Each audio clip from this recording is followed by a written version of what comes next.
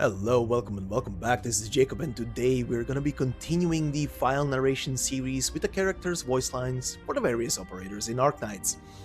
And in this little mini-series that I started a couple of days ago, we have featured so far characters that are both connected to the overall plot and happenings that are featured around Aegir, the Abyssal Hunters, Iberia, and so on and so forth. And today in this last video, before sometime next week I continue this file narration series with the normal schedule. Today we will feature both Specter and Specter Altar, just the same as yesterday when we featured both Skadi and Skadi Altar. So, as per usual, quick little overview at the beginning of every character, what they do, then into the file, then into the voice file. And in this case, considering both Specter Normal and Altar have English VAs, this time you get to just completely listen and don't have to pay attention to the screen during the vocal part of this section. But let's begin quickly with this pre-ramble overview section. First off, Specter Normal is a Centurion, 3 block, decent HP, decent attack. Attacks everybody in range, or rather everybody blocking, that she's blocking, and the only trait that she has as a 5-star is called Abyssal Regeneration. So yes, unlike the other Abyssal Hunters, considering she is in this state considered to be still in her delirious crazed state, the only thing she has is a Abyssal buff directed only at herself, giving her more HP and giving her a 2.5% HP regen per second. And that's pretty much it. And when it comes to her skills, first skill is pretty much just a 30-second flat 60% attack buff. Her second skill, however, makes it so her health cannot drop below 1 health, doubles her attack up, and once the duration is over, so the 12 seconds are over, she is stunned for 10 seconds. So it's a nice little burst of damage that she gets, but it knocks her out, so it's kinda dangerous to do if there are more than 3 enemies there and you are not sure if she's gonna kill them, because there's gonna be spillage. But that's pretty much it when it comes to her talents and everything. But I would like to say here that, just like for Skadi that I pointed out yesterday, even in her crazed state, she is still affiliated with the Abyssal Hunters as indicated by the logo here in the top left. But yeah, anyway, one final thing before we go into the file. She has 2 operator records, which I'm obviously not going to feature in this video, but if you want to watch them, they are both on the channel. The first one is, at least for plot reasons, not really interesting. The second one, however, takes place immediately after the events of Undertides, so it's kind of like an extra little epilogue to that story. So yeah, let's go into the file, shall we? And one final thing I want to say here is, again, like for Skadi yesterday, original Skadi, original Spectre's file was written a long while before Undertides was released, considering how long she has been in the game before that. Plus, I don't know if it was ever updated, so like Skadi, all of the info will be in her normal file, at least very vague. But let's continue. Basic info. Codename Specter. Gender female. Combat experience 7 years. Place of birth Aegir. Date of birth July 27th. Race undisclosed. Once again, undisclosed. Height 162 centimeters. And for some reason, just like Gladia, they put their weight and they put it as redacted. Why? I have no idea actually. Maybe it gets somewhere down the line discussed in the story at some point? I don't know. But continuing, infection status. Showed no outward symptoms of Origium infection, but infection was confirmed by medical examination. More clinical research is required to fully diagnose Specter's infection status. Physical exam. Physical strength, outstanding. Mobility, normal. Physical resilience, outstanding. Tactical acumen, flawed. Combat skill, excellent. And once again, Originium arts assimilation, flawed. Continuing. And yes, once more. Originium arts assimilation is pretty much flawed on every single one of them. The only one that I've featured through all of these in a couple of days that is not flawed on Originium assimilation was Whisper Rain, as the only exception. Everybody else, Mizuki, flawed. Andreana, flawed. Gladia, flawed. Specter, flawed in both states. And now, Specter as well. Continuing. Profile. Specter, true identity unknown, records missing. Demonstrated extraordinary ability in combating large creatures and destroying sturdy targets. Speculated to correlate with extensive prior combat experience. Now stationed as a guard at Rhode Island. Clinical analysis. Imaging tests done on Specter showed a blurry outline around her internal organs, with visible abnormal dark spots. Unusually high concentrations of originium particles were present in her circulatory system, indicating signs of infection and confirming her as infected at this stage. Cell originium assimilation, 14%. While Specter showed no physical signs of originium crystals, her nervous system has suffered a case of severe infection, the cause behind which remains unknown.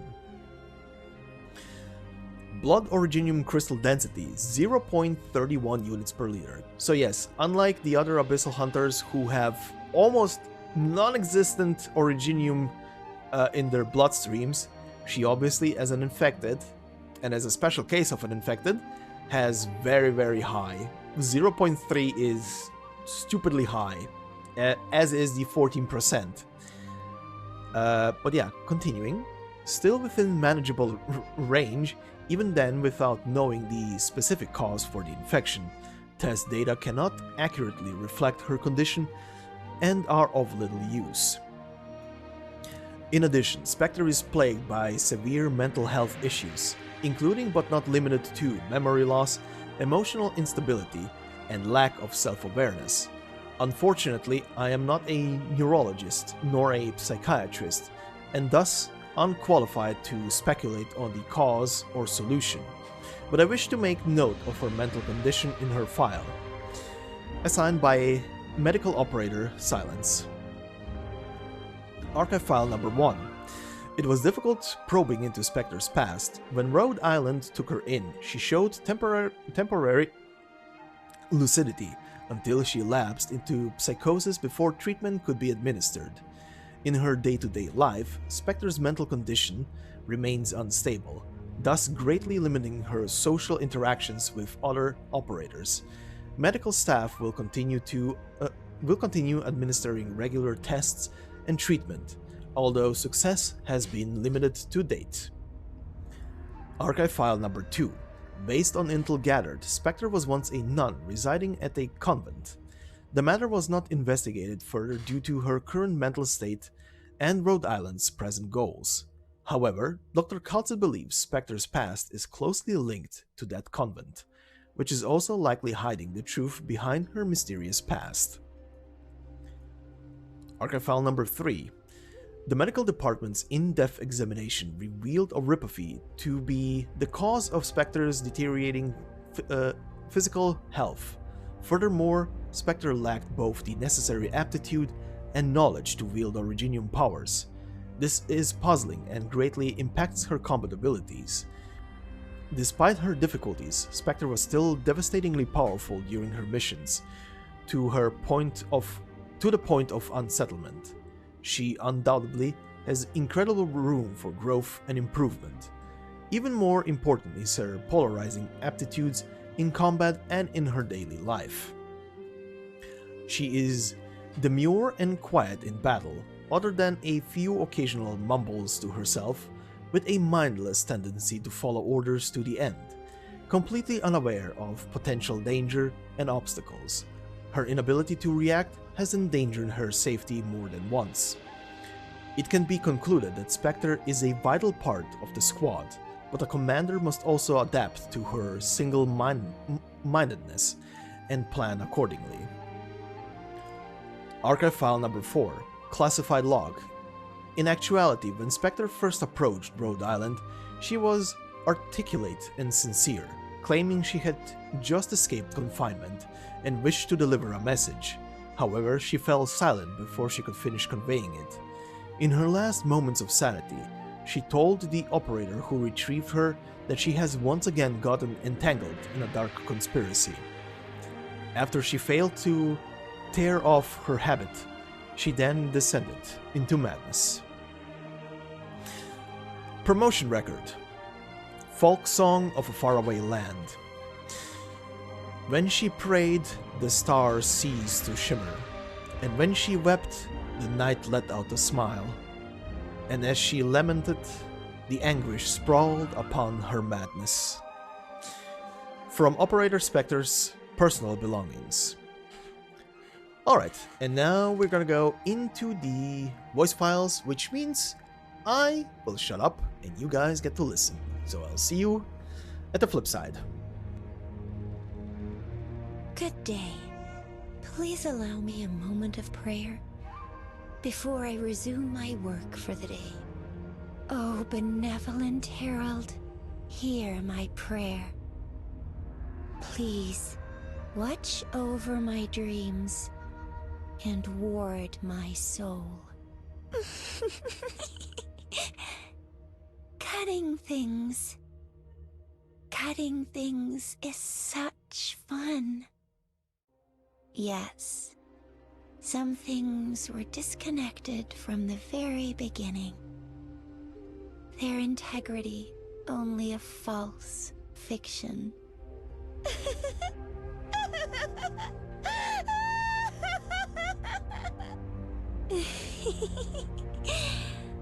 Why were you dodging my sight?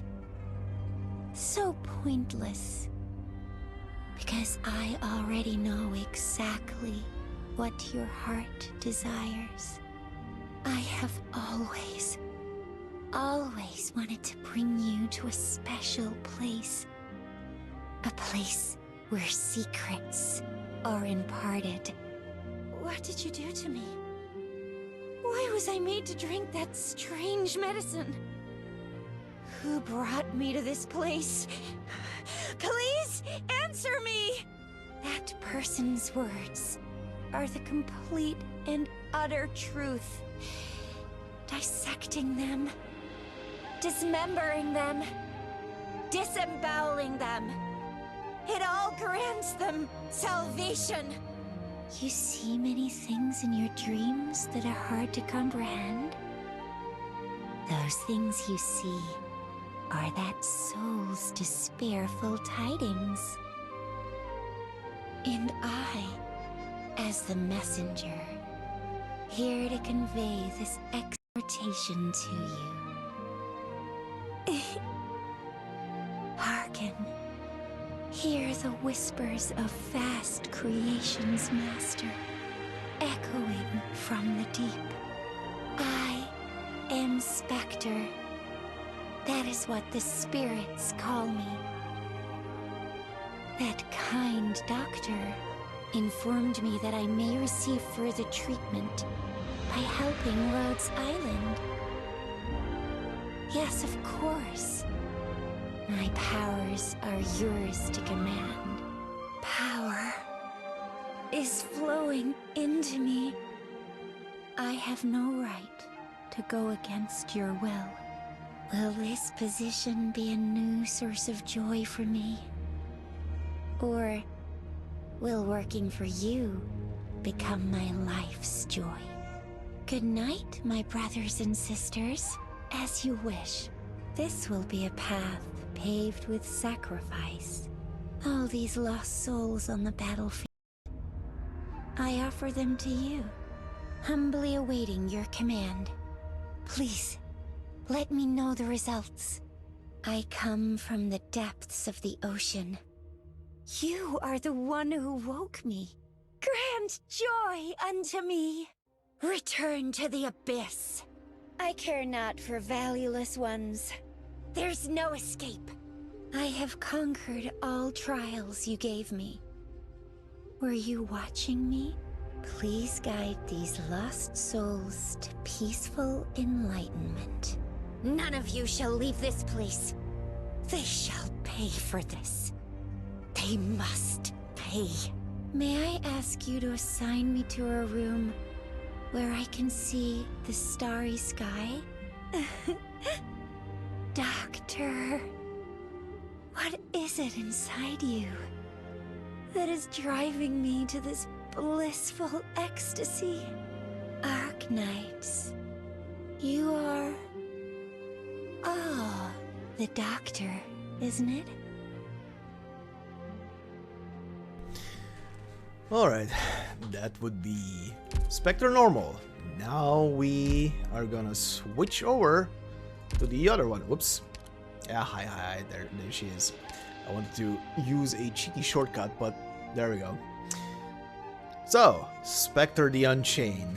Okay, this unit came just literally out hours ago, so unlike the normal one or other units cannot really speak too in-depth, so quick overview. Considering this is a different class, the other Specter Normal is a guard, and this one is a specialist. Still, block of 2, decent HP, good attack, does have a high cost, and from what I've seen, she does have a pretty long redeployment time, even though she is supposed to, or rather is somewhere counted as quick redeployment time. Might be wrong, but that is a weird one. If that is true, I'll see in a couple of minutes when I go through the story. But first off, she is a doll keeper. What that means is, as her trait says, when she hits 0, she does not retreat from the field, but instead leaves a substitute. The substitute has 0 block compared to her, but it does carry over her stats, so her max HP and everything, meaning that the substitute, yes, can still be hit, and yes, can still die. If the substitute dies, then she will disappear from the field, but if the substitute stays, she will be back in 20 seconds to replace the substitute, and that can keep going. Furthermore, her first talent is based on the substitute itself. Says here, reduces movement speed of nearby enemies by 40%, so yes, around the substitute, and deals 40% attack as arts damage to them per second. So yes, her doppelganger, so to speak, is essentially slowing enemies down when she is not on the field, which is nice, and it does extra damage. Plus, considering that this is the lucid version of Specter, we have an Abyssal Hunter trait for the other Abyssal Hunters, including herself. When this unit is in the squad, all Abyssal Hunters gain 20% max HP.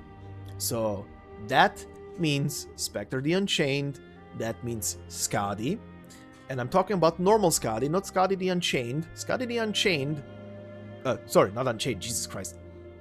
Corrupting Heart. Confusing names now. Skadi the Corrupting Heart is not counted as an Abyssal Hunter. She is Aegir. Furthermore, Gladia and Andriana. So all 4 of them will gain 20% HP. Now, to the skills. Every single one of these is a bit different, but let's see. First skill lets her swap her HP percentage with the ally who has the lowest HP percent within her range. But she will on top of that gain 120% attack for 25 seconds. Her second skill is sorta similar to how Specter Normal's second skill is, meaning it gives her it basically doubles her attack, gives her 34 attack speed, and while the skill is active, she cannot die, or rather she cannot fall below 1 HP. It lasts 17 seconds, so slightly more than her normal state one. But when the timer runs out, she will be defeated. But that doesn't mean she will retreat from the field. No, she will be replaced with her doppelganger, with the substitute. Which means we are doing that cycle then, where the substitute will be on the field until 20 seconds elapse. Now, her third skill, when active, her attack interval is increased. She attacks all blocked enemies. Attack is pretty much tripled. HP goes up by 160%, and she deals 60% attack as extra physical damage when she attacks enemies who have HP percentages equal or higher than herself. So if something is on the same level of HP as her or above that, she will do extra damage to it. But if not, if the targets are squishier than herself, she will be losing 3% HP on every of those hits. Now this is very similar to how Mizuki has his third skill, where in his case it was he needs to be hitting 3+ enemies. If not, if it's just 1 or 2 enemies, every single time he will lose 15%. And also reminder, Specter, Ska the Alter, also had a similar thing here on the third skill, which was her only attack skill, where she would be losing 5% HP every time. Or rather, every second, pardon. For her, it was every second. So they all have something slightly in common on the third skill, which is interesting. But yeah, let's go into her file. First off, I'm gonna say as recording this, have not read through the story yet, but judging from what is said in this file, at least when it comes to people mentioned in this file, there were several names that are apparently, and some miscellaneous information written in here that is about people who are apparently in this story. I don't know when and where and how much they are actually present there, or if they just get mentioned in the story. I have no idea, because I haven't read it yet. So what I'm saying here is, if you want to read the story first before you continue listening to this, do that first. Then come back and read this, just in case. I maybe have spoiled myself on characters, but then again, I have no idea who these people are. I have no idea who they are, I have slightly an idea what they represent, considering I just read through this, but I guess. Can't really consider it a spoiler if you don't know what it's connected to, right? But let's continue. So, basic info. Codename Specter, gender female, combat experience 7 years, place of birth Ager, date of birth July 27th, race Ager. So, here is the first big change. Her race is now not hidden anymore, but is just Ager. Also, I want to point out that unlike Specter, who, again, I'm doing it again, Ska the Alter, who is a complete what-if scenario, Specter the Unchained is not a what-if scenario, she is the progression of normal Specter, story-wise. Plus, you cannot see it right here, but I can swap it to her normal skin. Unlike Skadi, the Corrupting Heart, who switched sides, this one is still associated with the Abyssal Hunters, and for good reason. But yeah, continuing in the file. Height 165 centimeters, infection status, no originium crystals are visible on the surface of the body, but confirmed infection by medical examination. Operator Specter's infection symptoms are rather unique and are undergoing clinical research. Physical exam. Physical strength outstanding, mobility excellent, physical resilience outstanding, tactical acumen standard, combat skill excellent, originium arts assimilation flawed. So, once again, arts assimilation stayed flawed, but because she's lucid now, her technical acumen switched to a rating of standard. Continuing. Profile. Specter, real name Laurentina is a member of the Abyssal Hunters, an eager military squad. She has demonstrated extreme proficiency in operations such as taking down large-scale organisms and destroying hard targets. After the Ferronavis incident, her mental state and mood began to stabilize, and her memories returned. Clinical analysis. Imaging tests show the indistinct outlines of internal organs obscured by abnormal originium granules detected in the circulatory system. The subject is confirmed to be infected with oropathy. Cell originium assimilation 14.5%, so it is higher than previous. It has been demonstrated that the source of her nerve infection is due to excessive amounts of originium concentrate that was forcibly injected into her spinal cord. Current medical technology is unable to deal with this condition, so this operator can only be administered minimal conservative treatment. Blood originium crystal density 0.34 units per liter, again slightly higher.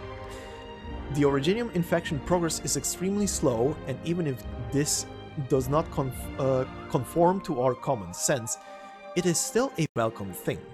We speculate that the reason for this phenomenon is related to the transformation that Abyssal Hunters undergo. Operator Specter's medical files have been moved to an extremely high clearance database. We ask that relevant medic operators maintain strict confidentiality. By Medic Department Internal Notice. Archive File Number 1. After the tides of her hometown called her memories and personality back to her, Specter quickly came to accept what had happened to her during her amnesiac period. For a free and easy person like her, having another self was not a bitter pill to swallow. Rather, her mad self merely provided Specter with another angle from which to understand things, greatly broadening her horizons. In this regard, Specter is quite satisfied, although she occasionally regrets that her self was unable to use the inspiration of madness on the right path. As for now, she has ample time to process and digest the impact her self has on her surroundings, Rhode Island, and other operators.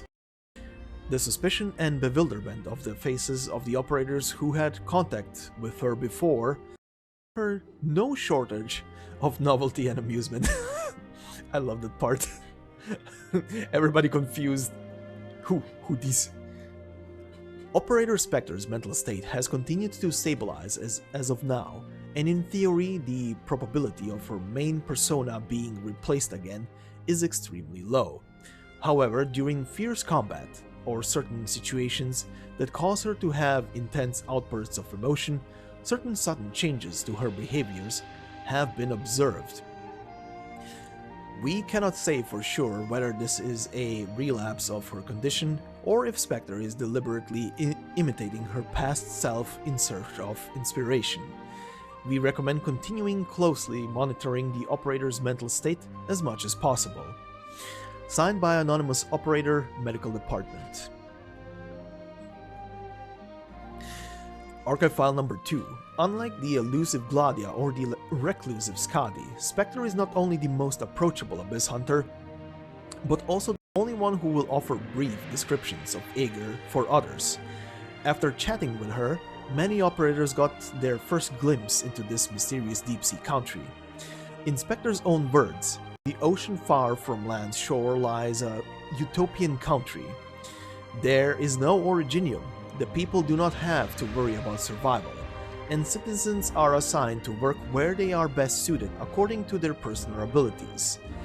Light covers the bottom of the sea, and each transparent dome carves out a small piece of paradise. Every day life is filled with various automatic equipment, and almost all mechanized manual labor is completed by high-end technological products. As a whole, the society is even more ideal than the images conceived in Terra's most cutting-edge science fiction novels. Specter's description undoubtedly satisfied most operators' concept of an exotic, far-flung country, and they naturally ignored the things she mentioned far less often. The immense pressure that the Seaborn posed to the survival of the Eager people, and the destruction wrought upon Eager by the Seaborn's followers. The Abyssal Hunters inevitably face these same problems on land that they did beneath the waves, but due to their lack of manpower, the Abyssal Hunters are unable to change anything. In the face of the scourge of the seas that cannot be completely driven out, even with the Eager's science and technology, what can the land dwellers' puny technology accomplish? This is the Abyssal Hunters' status quo. Gladia has long been concerned about, and Specter is well aware of it. Having that said, she has no reservations about cooperating with her friends on land.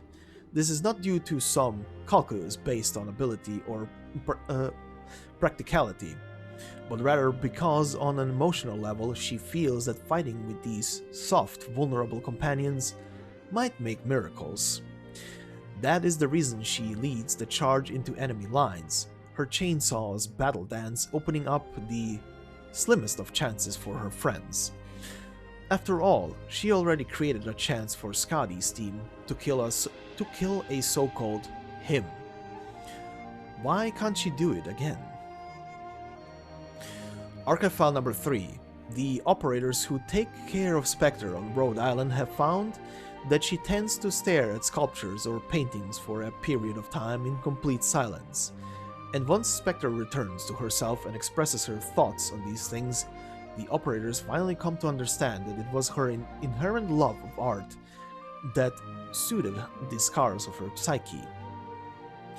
For Specter, art was the expectation bestowed upon her by Eager's society, as well as her own life's pursuit. Thanks to the nature of her parents' work, she had access to Eager's bountiful art collection since a young age. Among the various art mediums, sculptures left an indelible imprint within Specter. She still remembers that Snow White sculpture. The moment she laid eyes on it, time seemed to stand still. The clock's hand refused to turn. She indulged in the internal giant displayed before her, coming to realize what true art and beauty is.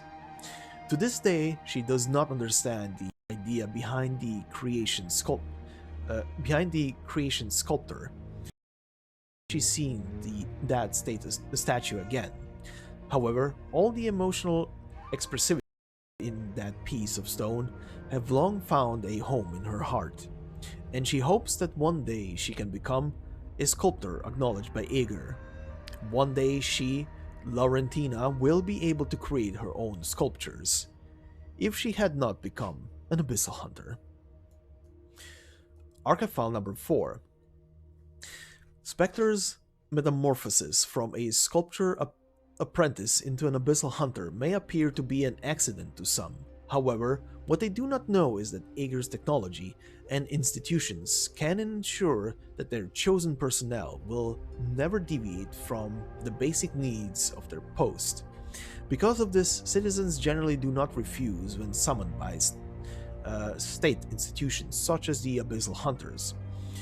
Specter completed her metamorphosis with ease, quickly mastered what she was trained for, and officially became an Abyssal Hunter, hunting Seaborn along with Gladia. Thus, her obsession with beauty turned into a deep hatred of the Seaborn.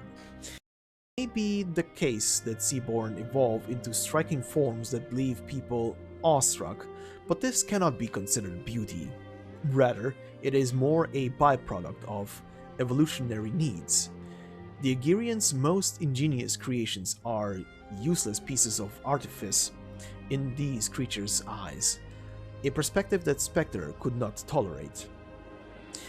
The second Abyssal Hunter team to which she belonged was once responsible for clearing out a large seaborne lair, an entire city that had fallen into the sea, its various buildings turned into breeding nests.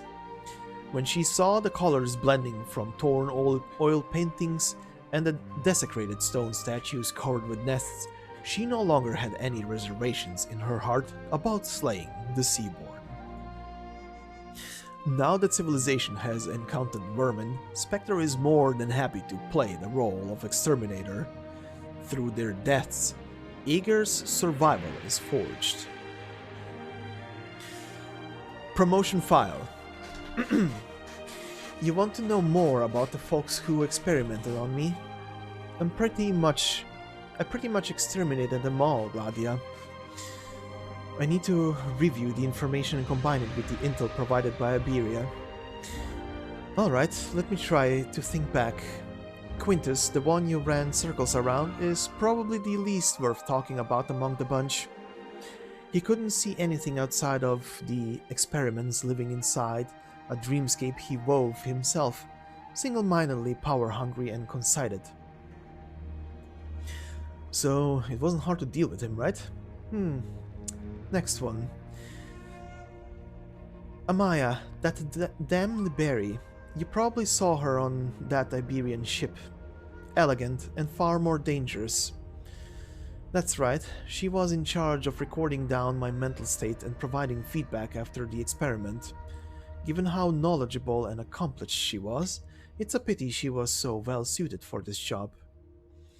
She might have treated me the nicest among the experiments, but you know what, Gladia? She never actually liked me. In fact, she had a lot of things to say about the way we refused to follow nature's ordained trajectory. In the end, becoming food for the Seaborn perhaps was what suited her the best. Alas, for someone like her, Terra's future only has enough room for the Seaborn. It's not too hard to find crazed cultists like her along the coast. As for the last guy, he wasn't a bishop. All I remember is he was the one who carried out the experiment's procedure. Are you alright, Laurentina? I'm fine, just getting some phantom pains. He rarely showed himself except to conduct the operations. The cultists seem to call him Sire. Sire, huh? I'll remember that. Quintus and Amaya are both dead. That guy will probably be watching his back a lot more carefully from now on. You don't need to worry, Laurentina. I will deal with this scourge. And there we go with the file. As I said, there are some things mentioned here that if you haven't read the story but are still listening to this, that feel like spoilers about people who are appearing during it or slight little revelations,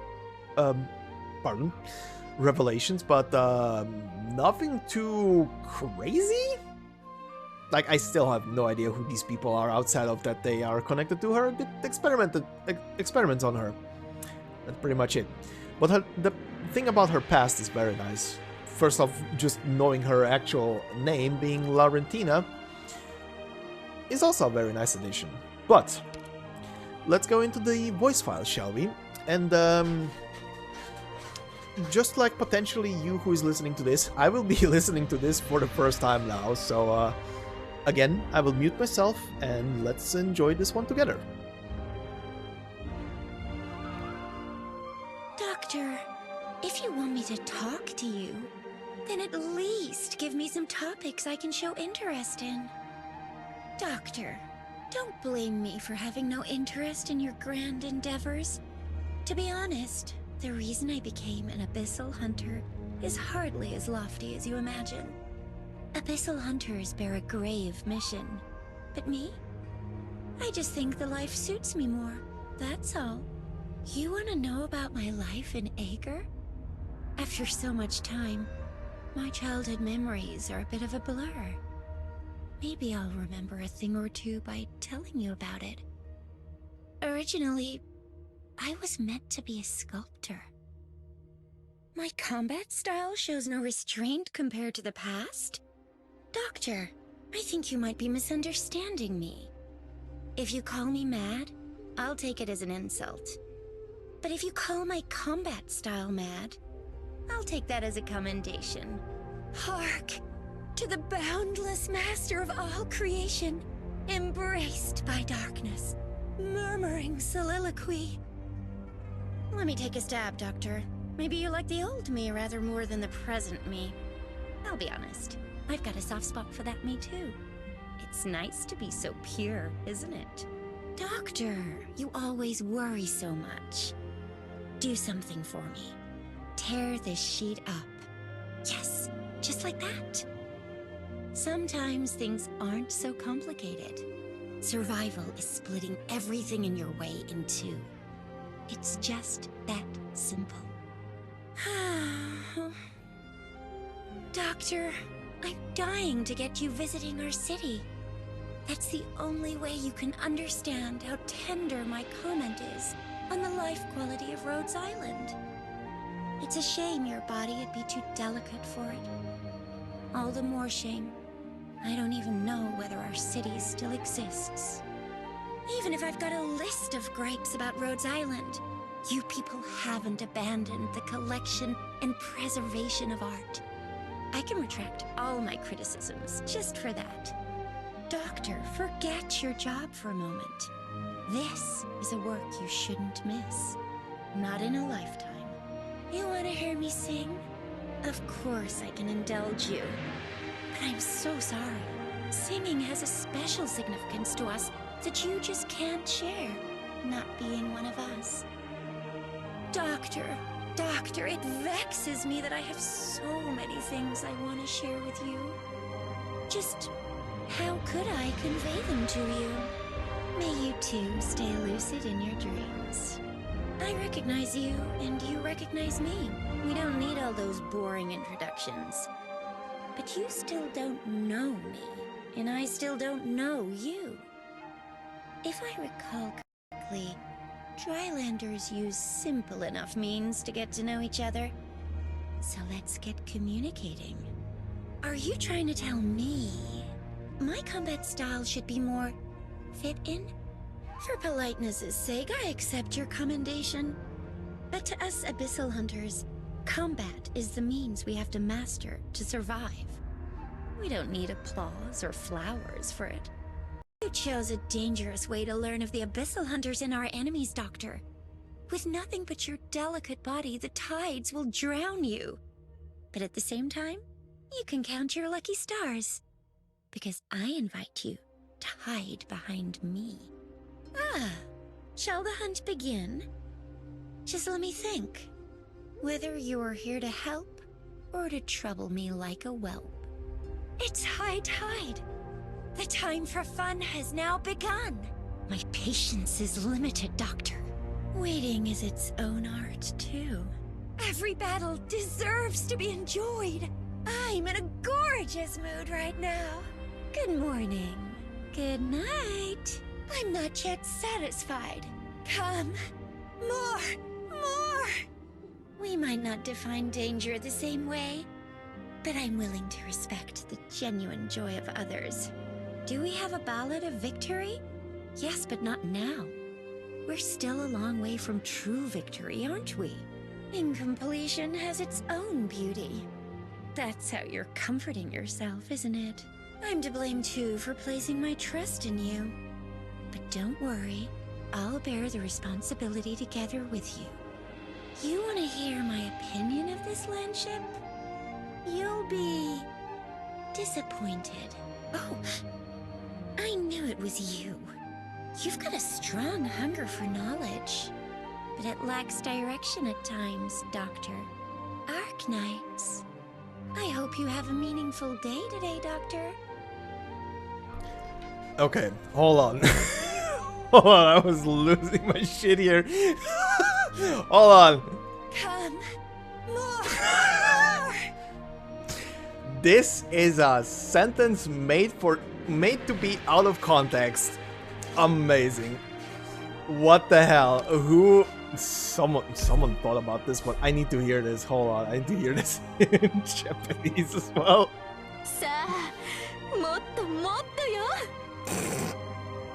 Oh. Well, yep. That's. I'll leave it at that. Well. Hope everybody enjoyed. I had a laugh. What the hell was that? Anyway, it's time to go over the story and see what's happening in Navis. This is gonna amuse me for a while. Anyway, I hope everybody has a fantastic day. I hope you have a lot of Jesus Christ. I hope you have a lot of luck on polls, and I'll see you in the next video. Until then, bye bye.